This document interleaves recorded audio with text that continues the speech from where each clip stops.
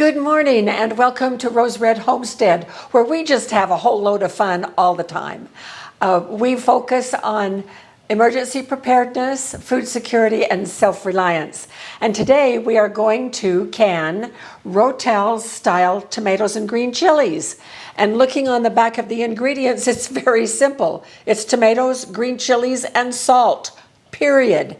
Now you can dress that up just a little bit, but as you know, we focus hard on this channel when we do any kind of canning on tested recipes from the USDA or from extension offices of the various universities around the country.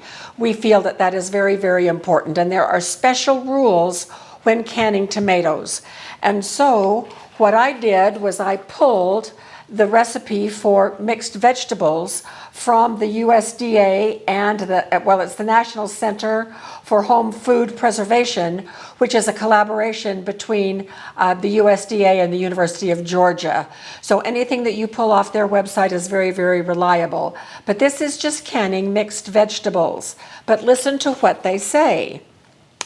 It calls for carrots, corn, green beans, lima beans, crushed tomatoes, and zucchini. And then it says optional mix. You may change the suggested proportions or substitute other favorite vegetables except leafy greens, dried beans, cream-style corn, winter squash, sweet potatoes, broccoli, cauliflower, or cabbage.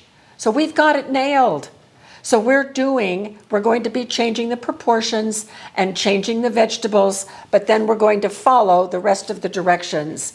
Interestingly enough, this recipe does not call for any acidification of the tomatoes. So here is why. We have been teaching on our channel ever since we started pressure canning. Anything that is a tomato mixture needs to be acidified, whether you water bath can it or whether you pressure can it. And people have asked over and over again, why, if we pressure can, do we have to acidify tomatoes? Doesn't getting it up to the 240 degrees kill any possibility of botulism spores? Well, yes, it does. But most of the tomato recipes that are tested recipes calling for pressure canning only ask you to pressure can for like 10 or 12 minutes. And so that's not long enough to get it up to 240 degrees for the duration. So they do that so that we don't make the tomatoes so soggy that they don't perform very well in whatever the tomato dish is. But this is an exception. We don't need to acidify the tomatoes because today we are going to pressure can, but we are going to follow the recommendations right here, which is, and we're going to be doing pints, and we will be pressure canning those pints for 75 minutes, which is enough time to kill any possibility of botulism, so we do not need to acidify. So that's going to help us be fairly true to this recipe. Now, we don't know what the proportions are inside this can, and so we have complete leeway in canning mixed vegetables to kind of experiment around. Now, I've looked at some other copycat recipes for Ro-Tel and gotten some ideas, but this doesn't call for any onions. Now, could you put onions in? Yes, you could, because we're going to be processing it for 90 minutes. But today we're going to just stick with as close to the Ro-Tel combination as we possibly can. So Jim found me a good buy on tomatoes. When your tomatoes come on, and we did not plant tomatoes this year, so when your tomatoes come on those vines, here's one of the best things that you can do with canning tomatoes is to make this Ro-Tel mixture. But I have now 4 tomatoes right from the store. I'm going to go drop them in a pan of boiling water, and we're going to slip the skins. I'm going to show you how we do that. So here we go.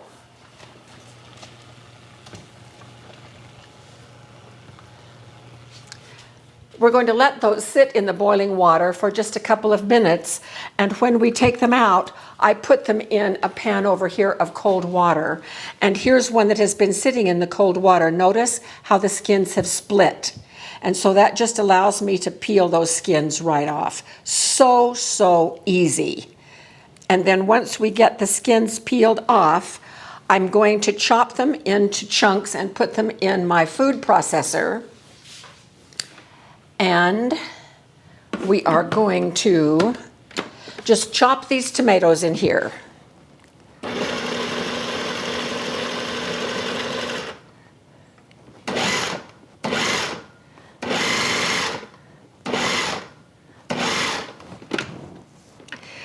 And because I want to keep track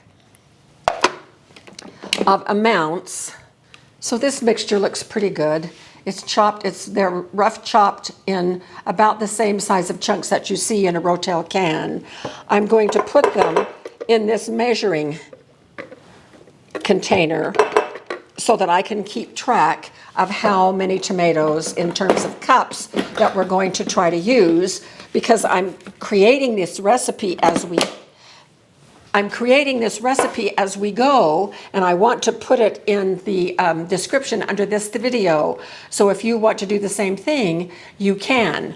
So I'm going to continue with doing the tomatoes just like this until we get 16 cups of tomatoes. That's what I'm going to start with. So I'm going to continue doing just exactly what I showed you. Slipping skins, dousing them in cold water, bringing them here and slipping the skins, and then putting them through the food processor and measuring the amount. So I'll be back when we have all of that done. Well, we have our 12 cups of the chopped tomatoes in here. Here are the 12 cups of tomatoes, and they are chunky, not puree. And you can see that this is not a deep red tomato mixture because these are store-bought tomatoes, but if they came from our garden, they would be much more red. So now I am working on the poblano peppers. These are very mild, very tasty peppers, and I'm just going to do the same thing, chopping these up. And I am using gloves, of course.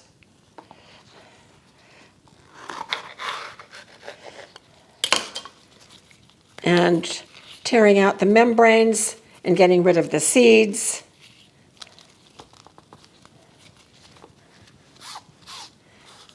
And I'm not sure how much pepper we're going to be adding, because this is going to be up to your personal taste. We usually get the mild Ro-Tel, so I would sort of like to be close to that.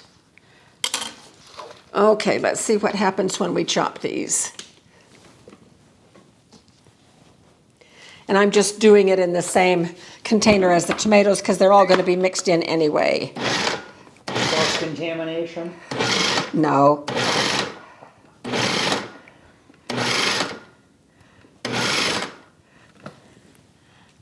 Okay, probably enough.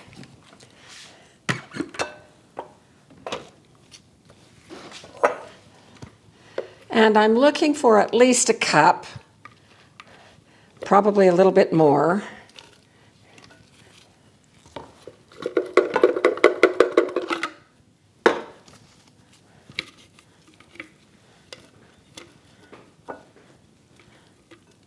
Okay, that's not quite a cup, so we'll do a couple more. When we get the peppers all done, we'll be back. Here's the last of the peppers. When you chop peppers, when you dice them really fine like this, you do not need to skin them. It's only when they are... Some recipes do call for them to be skinned, but in this one, they really don't need to be skinned because of the fineness of the chopping. So it looks like we have about a cup and a half. I don't actually trust this, so I'm going to be measuring it out in a smaller amount. So this is a half cup measure. I'm going to put a half a cup and a half a cup. So we'll have a cup in here.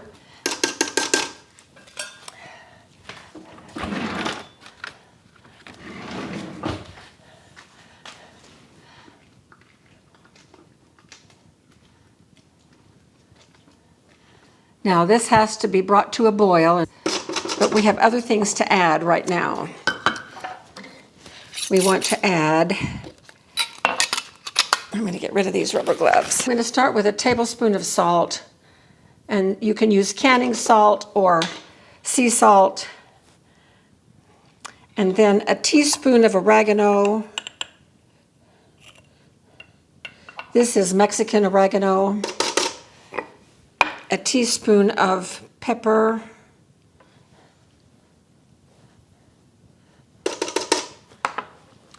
And probably about half a teaspoon of coriander.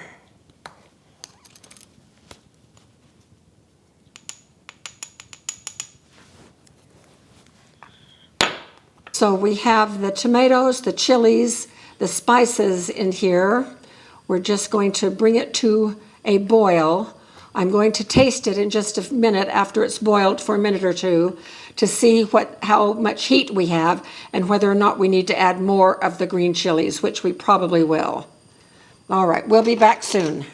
Well, it is done. The USDA recipe calls for it to boil for 5 minutes. We ended up boiling it for a little longer than that, which won't hurt it at all, because we were taste testing it. And we did adjust the seasonings quite a bit, actually. I put an additional cup of the chilies in. This is how much we have left, which is a little more than half a cup. So you saw the size of those poblano peppers. It probably was about 3 to 4 of those poblano peppers. I'm going to freeze this and we'll use that in scrambled eggs and things like that. In terms of the tomatoes, you saw the size of the tomatoes. It took 16 of those tomatoes, meaning that each one of those tomatoes yielded about 1 cup of the chopped tomatoes. So just in case you are needing to sort of figure that out. So, and then we adjusted the salt. We added a couple more teaspoons of salt, a half a teaspoon more of pepper, a half teaspoon more of the coriander. And the recipe that I will put below the description will reflect these adjustments that we have made. But the important thing is that you need to make your own adjustments too. Taste it as you go to be sure that it fits your taste. And this is a little bit more heat than mild, but we just loved it. It is fantastic. I'm so thrilled to have these. So the next thing for us to do is to fill the jars. And we will be, I think we will get at least 7 pints. I have 8 jars ready. We need to leave 1 inch of headspace, which we will do.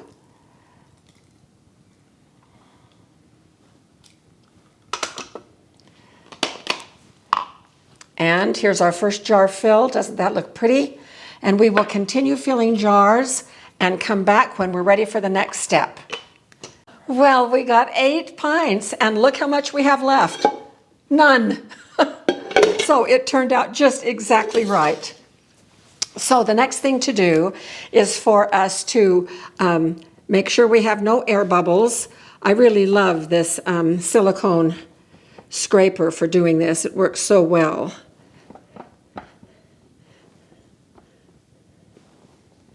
And then we're going to wipe the rims. And this is just a paper towel dampened with water. We don't need vinegar because there's nothing in the jars that is oily.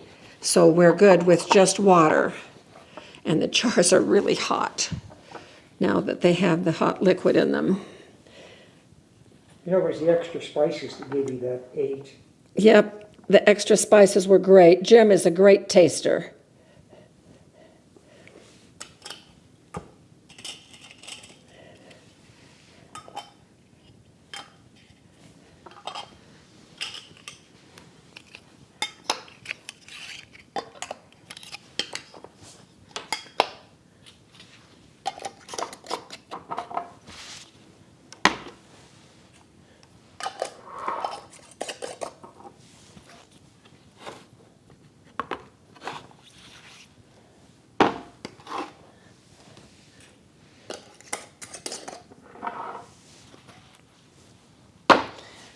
All right, let's go get these in the canner outside. I'll see you there in a moment. Oh my goodness, it's only 10 o'clock and it's already hot as blazes out here. So it's a good thing we're doing the canning outside, which I always do anyway.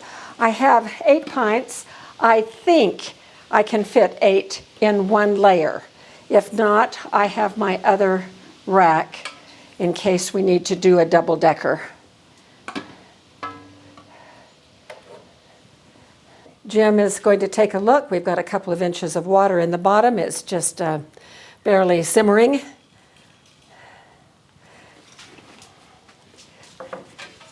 So we don't need that extra rack. All right, the lid goes on.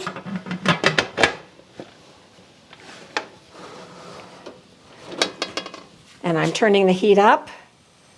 We're going to get a good stream of steam issuing from the vent, and we'll let it vent for 10 minutes. Then we will set the time, we will then put the weight on and close the steam down so it's all contained on the inside, building up the pressure at our elevation. According to the recipe on the USDA printout, we need to have it at 13. We keep it between 13 and 15, and we'll do that for 90 minutes. And so then after that is done, we turn the heat off, walk away, let it cool down on its own, and we will be bringing you back when we take these out of the canner. Well, it's already in the 90s. Thankfully, we've been able to cool down enough that the pressure is all the way gone. So just to double check, yep, there it is, no pressure there. And so I can open this up away from my face.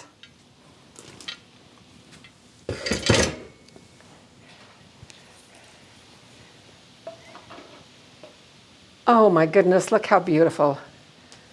Ro-Tel type tomatoes and green chilies. So I'm going to get these out. And we will take them in the house where it's 70 degrees in our kitchen and let them cool down for a few hours.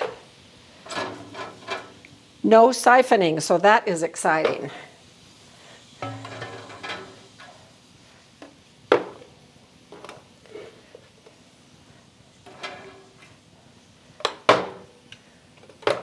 All right, I'll meet you in the house and we'll take a closer look. Well, here we have 8 beautiful pints of our efforts to mimic the Ro-Tel Tomatoes and Green Chilis.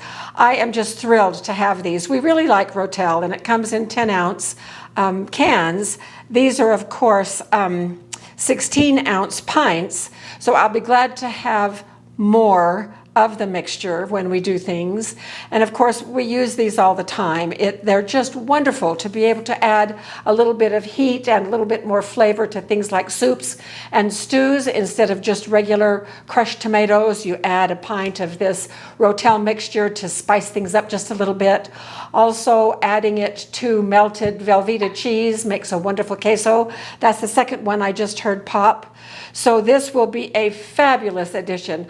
I have had so much fun canning this. This was not a lot of work at all.